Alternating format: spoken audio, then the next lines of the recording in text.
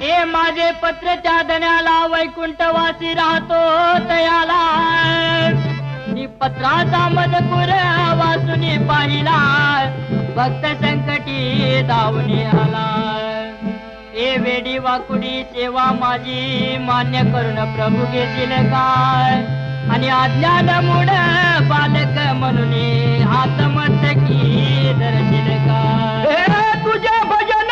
कसे करावे अरे ठाऊक मजला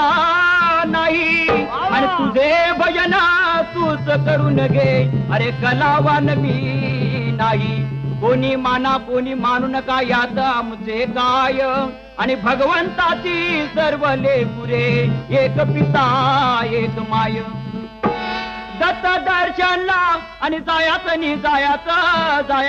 आता लगेच काय लगेच दत्त दर्शनला आणि जायाचं